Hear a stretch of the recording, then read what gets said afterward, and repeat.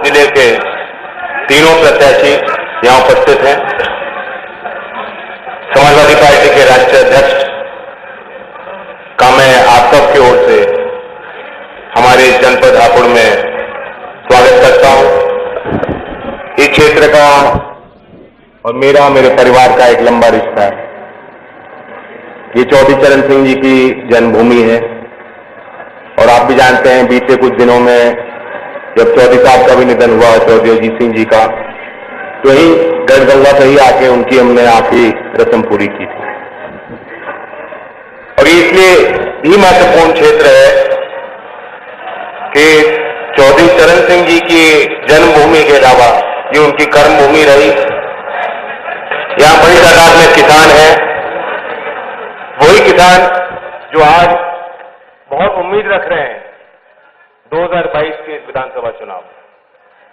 आज 29 तारीख है, 29 जनवरी, और जो बीती रात थी 28 तारीख की, उससे एक साल पूर्व जो घटनाक्रम हुआ दिल्ली बॉर्डर गाजीपुर से, जिस तरीके से सरकार की मंशा थी किसान के आंदोलन को कुचलने की, और निरंतर आपने देखा है कि प्रदेश में जब जब कोई आंदोलन हुआ, जब जब छात्र लखनऊ गए, जब जब बेरोजगारी का मुद्दा उठा, जब जब न्याय की आवाज उठी, जब जब हाथरस जैसे कांड हुए जिसके विरोध में नागरिक सड़कों पर आए, सरकार ने उन सब के साथ क्रूर व्यवहार किया।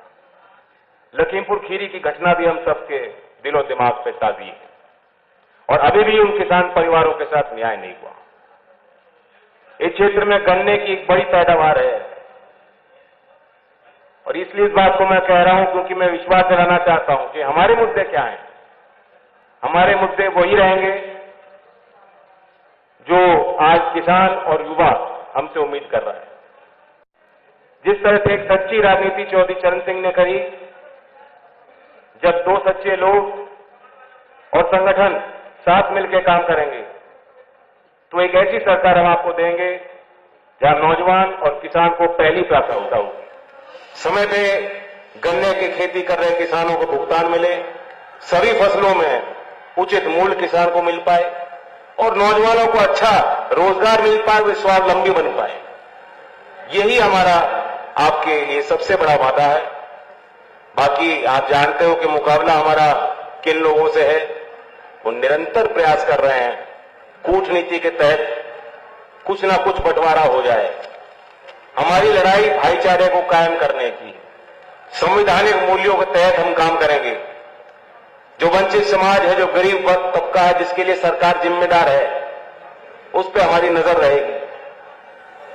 और कई ऐसी चीजें हैं जो महत्वपूर्ण पहलू हैं जिनको लेकर सब वर्ग परेशान हैं। हमारे यहां इंडस्ट्रियल ग्रोथ नहीं हो पा रहा। जो परंपरागत काम थे, अब हापुड़ का पापड़ बड़ा प्रसिद्ध है, उसे जीआई टैग मिलना चाहिए।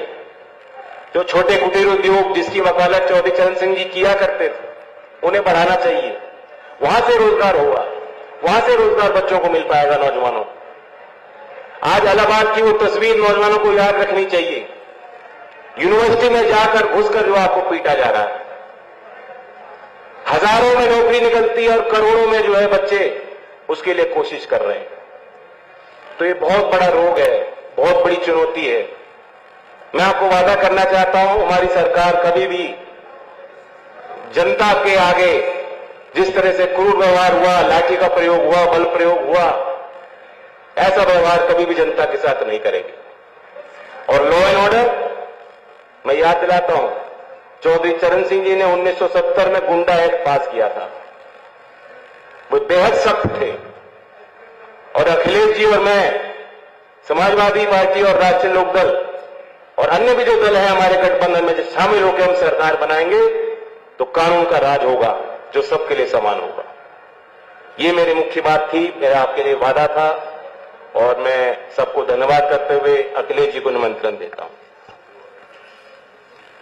मैं प्रेस के लोगों का धन्यवाद देता हूं और लगातार आपके माध्यम मैं और जयंत चौधरी जी जनता के बीच में बात रख रहे हैं।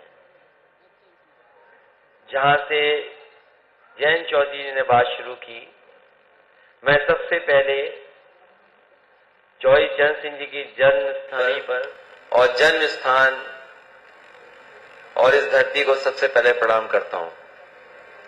तीर्थ नगरी है गढ़मुक्तेश्वर, बगल में गंगा बह रही है। ये ऐतिहासिक शहर में, ऐतिहासिक जगह में हम दोनों गठबंधन के लोग ये संकल्प लेते हैं कि आने वाले समय में जो सरकार बनेगी वो जनता की और किसानों की सरकार होगी। इसीलिए गठबंधन ने और समाजवादी पार्टी ने तय किया है कि किसानों का गन्ने का भुगतान 15 दिन में सरकार से होगा, और अगर हमें कॉर्पस फंड या फार्मर्स का अलग से रिवॉल्विंग फंड भी क्रिएट करना पड़ेगा तो बजट के पैसे से वो रिवॉल्विंग फंड बनाया जाएगा, जिससे किसानों को कभी धरना न देना पड़े, आंदोलन न करना पड़े, उनका भुगतान 15 दिन में हो जाए। ये संकल्प समाजवादी और आरएलडी लेकर के जा रही है। बड़े पैमाने पे नौजवान बेरोजगार हैं, नौकरी और रोजगार के कोई आसार नहीं दिखाई देते हैं। सुबह जब हम लोग गाजियाबाद में थे, गाजियाबाद से लेकर के आसपास बड़े बड़े उद्योग हैं और गुंजाइश भी ऐसी है कि बड़े पैमाने पर उद्योग लग सकते। जैसे कोविड के आने से और भारतीय जनता पार्टी के गलत फैसलों से, गलत नीतियों से बड़े पैमाने पर कारखाने बंद हुए, उद्योग बंद हुए हैं, कुटीर उद्योग चल नहीं पा रहे हैं। समाजवादी पार्टी की सरकार बनने पर हमें कोई भी पैकेज अगर एमएसएमई को देना पड़ेगा, उद्योग को बढ़ावा देने के लिए देना पड़ेगा, तो आगे आकर के देंगे। हम लोगों का स्वार्थ यही है कि कारखाना उद्योग चलेगा और किसान का अगर समय पे भुगतान होगा तो गरीब और किसान के घर में खुशहाली लाने का काम होगा। इधर जो महंगाई बढ़ी है, भारतीय जनता पार्टी के पास उसका कोई जवाब नहीं है। जो बुनियादी मुद्दे हैं उनको लेकर के भारतीय जनता पार्टी बहस नहीं करना चाहती। आप में से बहुत सारे लोग हैं, खिलाड़ी होंगे और कुश्ती भी देखी होगी। पहलवान जब हारने लगता है तो हाथ पैर छटपटाता तो है ही, लेकिन न जाने कौन से दाव चलाने लगता है। भारतीय जनता पार्टी का कोई दाव किसान नहीं चलने दे रहे हैं, गरीब नहीं चलने दे रहे हैं। वो जानते हैं कि भारतीय जनता पार्टी की सरकार ने उनको दुख और तकलीफ दी है, परेशानियां दी हैं, किसानी को संकट में डाला है। और यहीं पर बगल में जब किसान आंदोलन कर रहे थे तो भारतीय जनता पार्टी की सरकार जमीन पर कील लगवा रही थी, सड़क पर बोल्डर लगवा रही थी। किसान अगर डीजल भरवाने जाता था ट्रैक्टर तो एफआईआर हो रही थी। कोई किसान अपने ट्रैक्टर में डीजल नहीं भरा सकता था। न जाने कितने किसानों को आंदोलन करना पड़ा, मुकदमे लगे, लेकिन मुझे खुशी है इस बात की कि किसान एकजुट होकर के भारतीय जनता पार्टी को झुकाने का काम किया। और जो 3 काले कानून भारतीय जनता पार्टी लाई थी, वो तीनों के 3 कानून वापस लेने पड़े। आज भी भारतीय जनता पार्टी नहीं कह सकती कि 3 कानून क्यों लाए थे और 3 कानून क्यों हटा दिए। अगर 3 कानून किसानों के हक में थे तो पूरे देश के किसान क्यों आंदोलन कर रहे थे, और अगर तीनों कानून किसानों के हक में थे तो आखिर भारतीय जनता पार्टी ने वो तीनों कानून वापस क्यों ले लिए। क्या नहीं कहा किसानों को, आतंकवादी तक कहा, मवाली तक कहा। इसलिए इस क्षेत्र का किसान गाजीपुर के बॉर्डर से लेकर के गाजीपुर तक भारतीय जनता पार्टी का इस बार सफाया होगा। जनता बदलाव चाहती है, नौजवान बदलाव चाहता है, और नौजवानों ने भी देखा है कि इनकी सरकार में कारखाने बेच दिए गए। यही भारतीय जनता पार्टी के लोग कहते थे कि इस हवाई चप्पल वाला हवाई जहाज में चलेगा, लेकिन जैसे ही इन्हें बहुमत का मौका मिला, इन्होंने हवाई जहाज बेच दिए। हवाई जहाज जहां खड़े होते थे हवाई अड्डे बेच दिए, पानी के जहाज बेच दिए, पानी के जहाज जहां खड़े होते हैं बंदरगाह वो बेच दिया, ट्रेनें बेचने की तैयारी है, रेलवे स्टेशन बेच रहे हैं। और अगर इस तरीके से निजीकरण होगा तो सोचिए बाबा साहब भीमराव अम्बेडकर जी ने जो हम लोगों को संविधान से अधिकार दिए थे, उन अधिकारों का क्या होगा। इसलिए आने वाले समय में समाजवादियों के साथ साथ जहां चौधरी चरण सिंह जी की विरासत के लोग हैं, संघर्ष करने वाले लोग हैं, उनके साथ 1970 से लेकर के अभी तक जो किसानों की लड़ाई लड़ी गई है, वो तमाम बुजुर्ग लोग हैं, इन सबका साथ मिल रहा है और समाजवादियों के साथ अम्बेडकरवादी आ रहे हैं। तो आने वाले समय में भारतीय जनता पार्टी का हो सकता है इस इलाके में खाता ही न खुले। इसलिए हम दोनों के गठबंधन ने फैसला लिया है कि उत्तर प्रदेश को आगे लेकर के जाएंगे, खुशहाली के रास्ते पे ले जाएंगे। और एक और मैं भरोसा दिलाता हूं कि जिस तरीके से समाजवादी पार्टी ने और आरएलडी ने चौधरी चरण सिंह जी के लिए भारत रत्न की मांग की थी, उनके जन्म स्थान और उनके सहयोगी साथियों को मैं भरोसा दिलाता हूं, विकास में कहीं भी पीछे नहीं हटेंगे। विकास में उनको और गति देने का काम हम लोग करेंगे। और जहां गढ़मुक्तेश्वर का सवाल है, बहुत सारे साथियों को याद होगा, सिंचाई विभाग ने जब समाजवादी सरकार थी, एक बहुत बड़ा मास्टर प्लान यहां तैयार किया था। उस मास्टर प्लान पे काम नहीं हो पाया है। जिस तरीके से कांवड़ यात्रा जो चलते थे, वो रास्ता बनाया था इस इलाके को भी, क्योंकि बहुत सारे हमारे तीर्थ स्थान दूसरे प्रदेश में चले गए हैं। अगर इस इलाके का और आसपास का इलाके को कोई तीर्थ स्थान मिल सकता है तो हमारा ये गढ़मुक्तेश्वर है, जिसके आसपास हम लोग सरकार बनने पर ऐतिहासिक विकास कराने का काम करेंगे।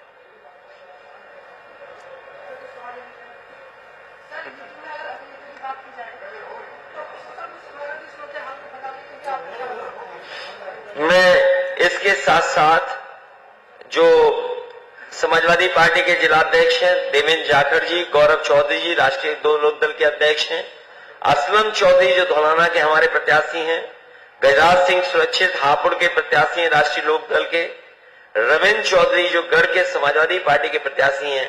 मुझे उम्मीद है कि आपके माध्यम से मैं सभी लोगों से अपील करता हूं, इस गठबंधन के प्रत्याशियों को ऐतिहासिक जीत दिलाएं। जहां तक हमारा साथी ये सवाल पूछ रहा है, सबका साथ सबका विकास में तो आपने धोखा ही धोखा देखा है। लेकिन समाजवादी सरकार बनेगी और आरएलडी के साथ जो सरकार बनेगी, किसी भी जाति धर्म के साथ भेदभाव नहीं होगा। और कई मायनों में बहुत सारे वर्ग ऐसे हैं जो अभी भी बहुत पिछड़े हैं, बहुत पढ़ाई के क्षेत्र में बहुत पीछे हैं, उनके बीच में अभी भी खुशहाली, अभी भी तरक्की नहीं आई है। समाजवादी पार्टी और आरएलडी और हमारे गठबंधन की सरकार बनने के बाद मुख्य धारा से जोड़ने का काम हम लोग करेंगे।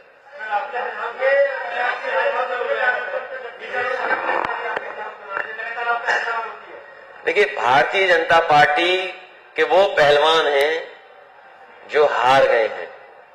जब पहलवान हारने लगता है तो आप पता करना, पहलवान नोचता है, काटता है, छटपटाता है। तो जनता ने फैसला ले लिया है कि इनका सफाया होगा। अब यहां कोई सरप्राइज नहीं आने वाला। जनता ने मन बनाया है कि ऐतिहासिक जीत मिलेगी।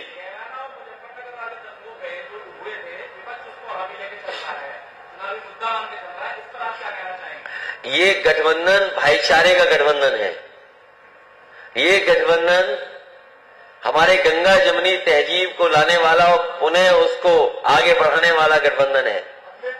हम लोग पीछे मुड़ के नहीं, आगे बढ़कर के काम करना चाहते हैं। और जो लोग ये सवाल पूछते हैं, उन्हें कम से कम याद रखना चाहिए, कहीं भी दुनिया में किसानों को जीत से नहीं कुचला गया होगा। क्या भारतीय जनता पार्टी के पास उसका जवाब है? क्या भारतीय जनता पार्टी के पास हाथरस जैसी घटना का कोई जवाब है? एक व्यापारी जब आता है अपने कारोबार के लिए गोरखपुर में, पुलिस उसके कमरे में घुसती है, पीट पीट करके उसकी जान ले लेती है। वो सस्पेंड है, वो पुलिस के लोग जेल में हैं। अभी तक एक आईपीएस जो फरार है वो नहीं पकड़ा गया। पूरे देश में कहीं नहीं आपने देखा होगा कि आईपीएस फरार हो। आईपीएस फरार है।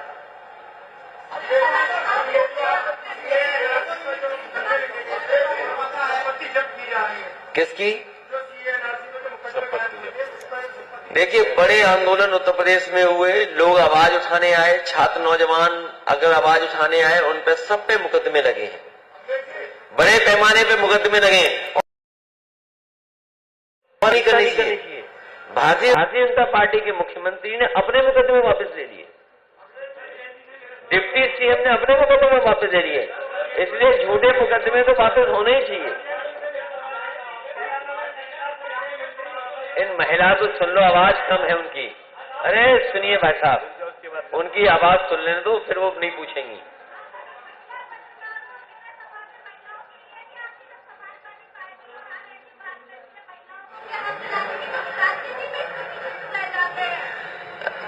समाजवादी पार्टी और आरएलडी उनको टिकट दे रही है जो जीतने वाली महिलाएं हैं, लेकिन और दल सब हारने वालों को टिकट दे रही हैं। क्या हम हराना चाहेंगे अपनी बहनों को? हम हराने के लिए टिकट नहीं देंगे किसी को।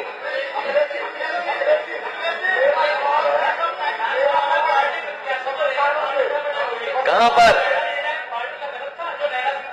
नहीं, देखिए, इसमें कुछ बुरा नहीं मानना चाहिए, इसलिए अच्छा लगना चाहिए अगर और अच्छा प्रत्याशी आ जाए, अगर और अच्छा मिल जाए तो और अच्छा ले आते, लेकिन अभी तो हमारे रविंद्र ही हैं।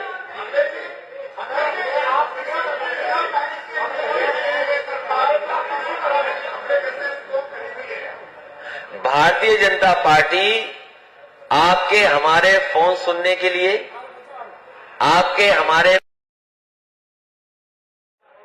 हम और आप लोग डिजिटल प्लेटफॉर्म पे क्या अपनी चर्चा करते हैं, छुप करके सुनने का काम कोई कर सकता है तो भारतीय जनता पार्टी कर सकती है।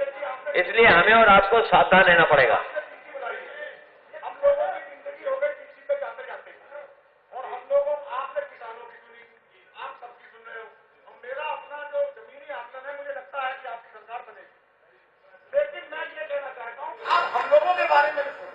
मैं पत्रकार समझदार साथी हमारे, जो सुझाव दे दोगे, पत्रकार यूनियन जिंदाबाद। नहीं, मैं अपने पत्रकार साथी को भरोसा दिलाता हूं कि कोई सुझाव ऐसा हो जो हम कर सकें। नहीं, ठीक है। अच्छा, जो सुझाव आप दे रहे हो, अगर सुझाव ऐसा है जो किया जा सकता है तो जरूर करेंगे। क्या जवाब? बिल्कुल किया जाएगा। क्या?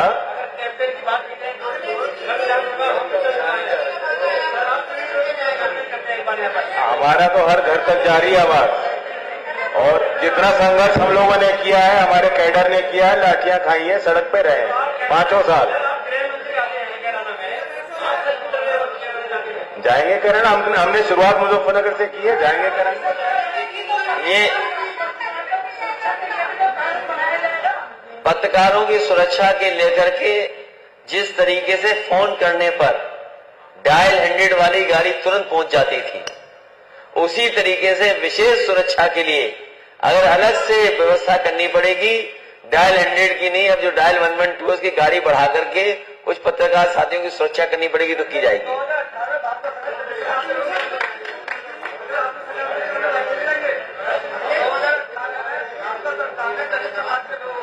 बिल्कुल आप ठीक कह रहे हैं, जो मुकदमे लगे हैं वो वापस लिए जाएंगे। 2 अप्रैल के मुकदमे वापस।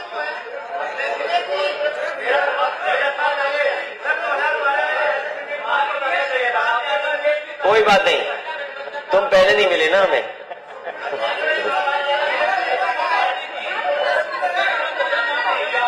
किसका? अच्छा, उनका भी ले लेना।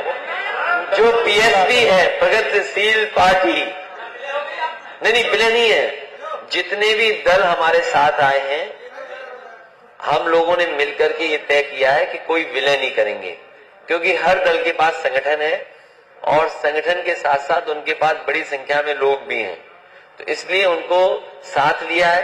क्योंकि उनका चुनाव चिन्ह आखिरी वक्त बदल गया, पहले चाबी था, फिर स्टूल मिल गया, तो अब कैसे पहचानते हो, कैसे बताते लोगों को, इसलिए उन्हें साइकिल के चुनाव चिन्ह पे ही चुनाव लड़ाया जा रहा है।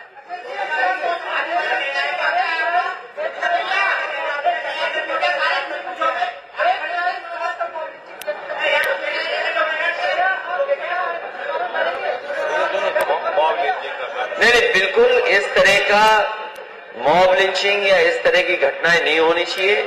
उसके लिए कानून के अंदर सख्त से सख्त कार्रवाई होगी।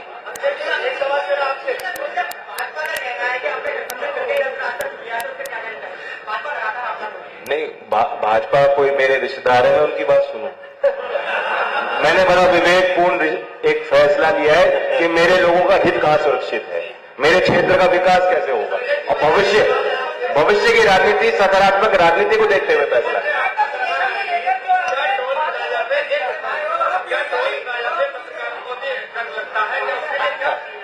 छात्रों और पत्रकारों का होना चाहिए। देखिए, ये जो टोल को लेकर के है, मुझे उम्मीद है हमारा पत्रकार साथी कभी दिल्ली की भी सरकार हमारी बनवा देगा। जब दिल्ली की सरकार बनवा देगा तो जो आपकी मांगे वो पूरी हो जाएगी।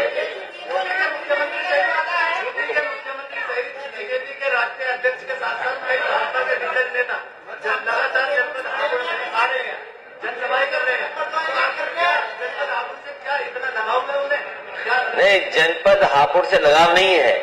जनपद हापुड़ में शून्य होने जा रही है भारतीय जनता पार्टी।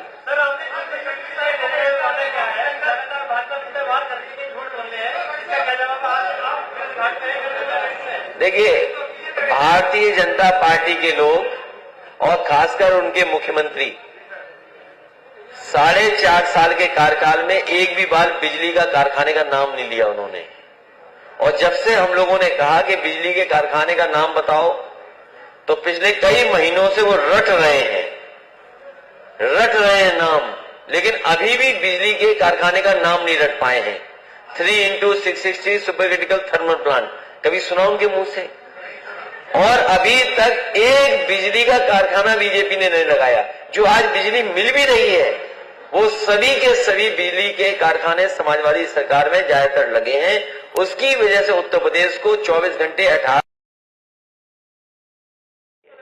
आज पर्याप्त बिजली है। जो बिजली के कारखाने लग जाएंगे, पूरे हो जाएंगे, उसके बाद उत्तर प्रदेश में 300 यूनिट फ्री होगी और किसानों को सिंचाई मिलेगी। वो हम लोग तय कर लेंगे।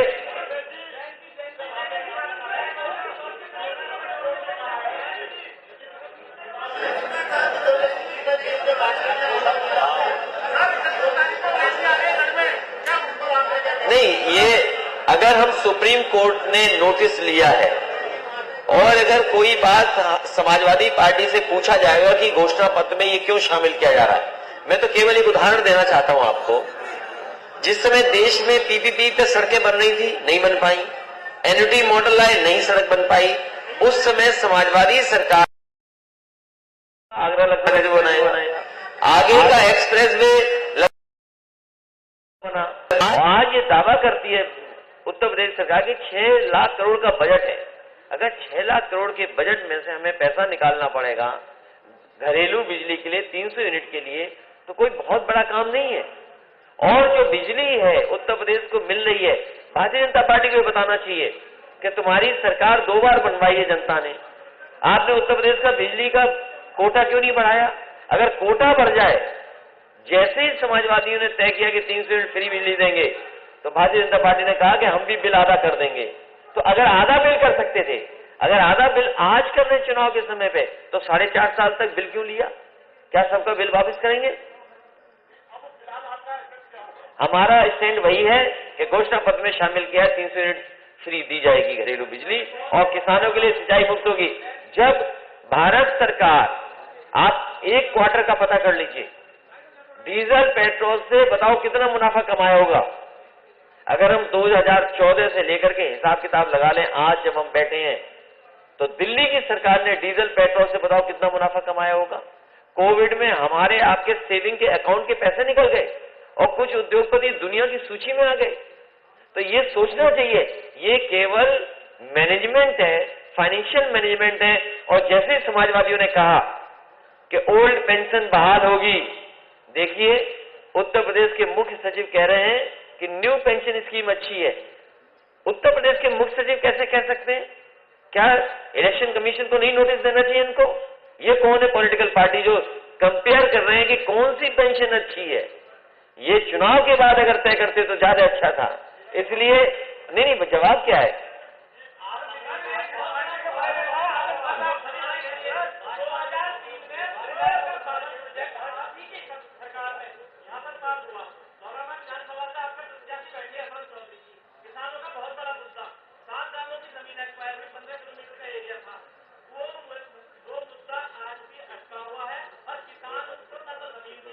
मैं जानता हूं, मैं मुद्दा जानता हूं क्या है। नहीं, मैं जानता हूं वो मुद्दा क्या, मैं जानता हूं मुद्दा क्या है। सरकार, किसान और जिसको जमीन दी गई थी, इन तीन के बीच का मामला है। सुलझाने का काम समाजवादी लोग करेंगे।